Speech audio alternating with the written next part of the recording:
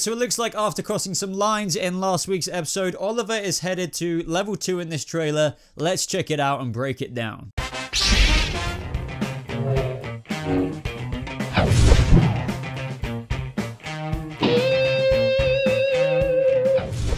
What is up, Vigilantes? Welcome to a brand new Arrow Season 7 trailer breakdown. Now, this is for episode 4, titled Level 2. So I'm actually really excited for this episode because of what they set up in last night's episode with Oliver heading to Level 2, which deals with the worst of the worst in Slabside Prison, to find the demon, who is a guy who could obviously help out Oliver with Diaz. I think we're going to go through a lot of even more dark stuff this episode, and I thought maybe we'd reached the point of darkness in Arrow with what we'd seen already with Oliver and Slabside, but it seems like if we're only on that level beforehand with Oliver and we've already seen a lot of stuff, what is level 2 going to be like? Also, guys, if you missed out on my Arrow review, it should be in the cards above right there. Check it out. It should have been up just before this video. But before we break this trailer down, guys, let's go ahead and watch the trailer itself. I don't belong here. Would you say you have violent tendencies? You have no idea what's coming. You don't have to fight anymore. Are you prepared to be ruthless? I don't have anything to lose. Arrow. All new this Monday at 8/7 Central on the CW.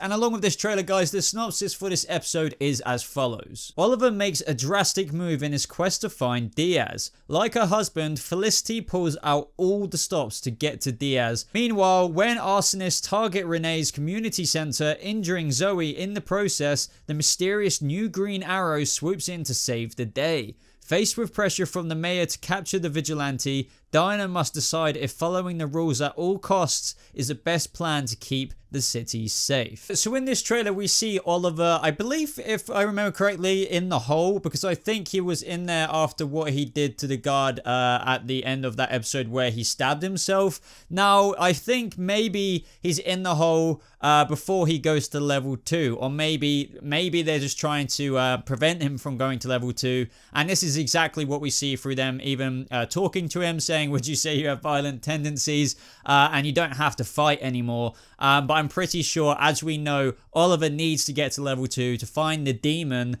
which I just keep reminding myself of Ra's al Ghul there, so we can take the next level of the game to Diaz from inside Slabside. But I'm pretty sure that this isn't level 2, this is the hole. So they are just trying to rehabilitate him to put him not out of prison, obviously, but back to the place he was before, which I'm guessing is level 1. But maybe when they're saying you don't have to fight anymore, even in the hole, Oliver is still just like, no, F you, like, I don't care, I'm going to level 2, or he's still going to keep trying to obviously show them that he needs to go to level 2 before they actually take him there. Or maybe, for all we know, he's already in level 2 and he's just got punishment in the hole for what he did to all of those prison guards at the end of last episode to get him in level 2 in the first place. And this is just the consequences of those actions at the end of that Fight Club scene. Now, we can't forget what the synopsis said about arsonists attacking Ray's little place where he's training people in the ways of self-defense.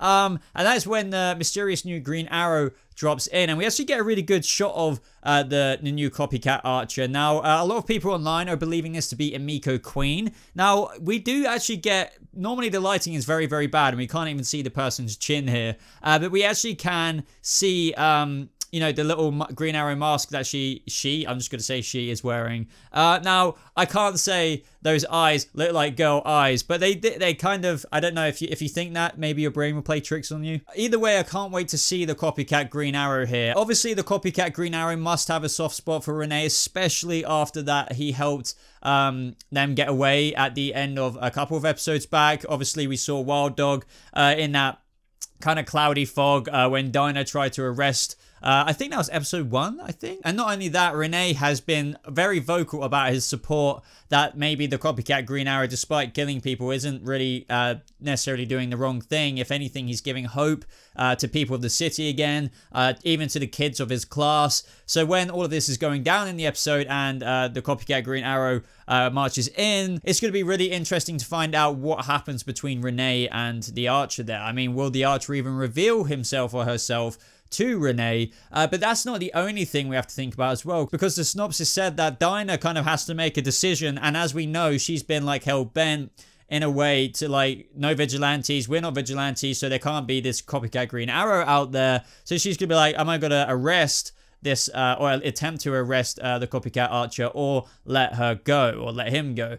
Now I think it's definitely, I could be wrong here, but it almost feels predictable in the sense of when all of this is going down, and what we see here is that the Archer swings in, tries to save the day. Dinah's going to be there as well, obviously helping out, and she might have the drop on the Archer, and she's going to have to decide whether she takes him in or just lets him go. And I think that she's going to probably let them go, just because that she feels like, really, just like Wild Dog, that it is the right thing to do.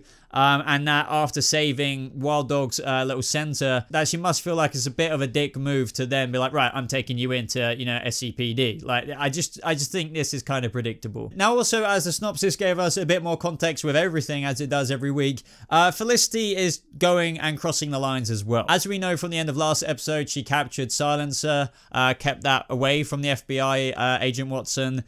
So it looks like, and what I said in my review as well, is like, how far is Felicity actually going to go? I actually couldn't envision Felicity doing anything too brutal.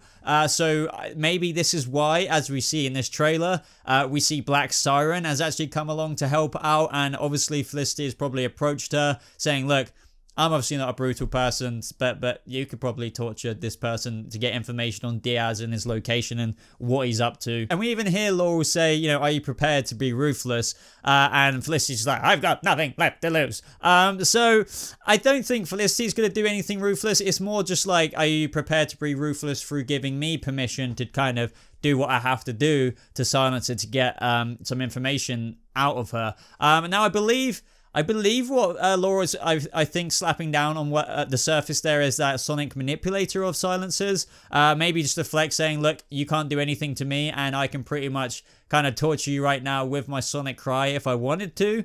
So have fun with having no defense against that. Either way, I know this season's about redemption, not only for Oliver, but Black Siren as well. But that doesn't mean that even though Black Siren's going to be helpful to the team this season, she's still going to have those traits of hers that will be able to help people like Felicity do the dark stuff, like stuff that Oliver could do when needed to, but someone like Felicity, despite having nothing to lose, probably wouldn't be able to pull off. Now, I will be surprised if she does actually do something physical this episode to Silencer or something like that, but the fact that Black Siren's there says a lot, I think. Now, I believe this shot here is what I was on about earlier. We see Dinah have like hold her gun up like in a very quick kind of reaction, and I think that will be potentially the scene, or one of the scenes where it could be just her holding her gun up to one of the arsonists, but it could be her in the midst of all of that pointing it to the copycat Archer, and then having to face the choice of, do I let you go or capture you? Now, we didn't see this side of the synopsis where it states that Oliver makes a drastic move in his quest to find Diaz.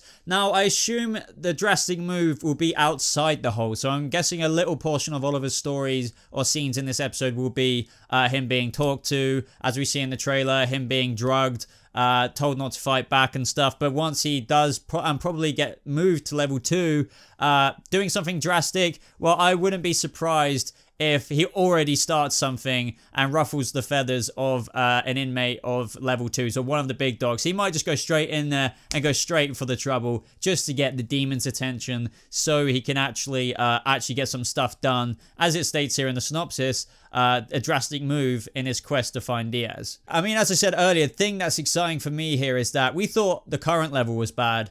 Level 2 is going to be really, really intense, and whatever he's going to have to do that's drastic is going to be very, very dark. And it's going to be super interesting to see who the demon is, let alone all the inmates that are in level 2 as well. But other than that, everyone, that is everything I got to say about this trailer. Let me know what you think of it down in the comments below. Let me know if there's anything I missed out on as well, and your theories in terms of, you know, what is Oliver going to do in level 2? Will Dinah let the copycat Archer go when she has the pull or the drop on the copycat Archer? Let me know everything and all your thoughts in relation to that. Other than that, guys, for more weekly Arrow videos just like this, be sure to subscribe to the channel and hit that like button, as it really does show your support for the channel as well. Links to my social media and other places to follow me and support the channel further, as always, are in the description down below. But other than that, guys, thank you so much for watching. I hope you have a lovely rest of your day, and I'll see you vigilantes in the next video. Goodbye.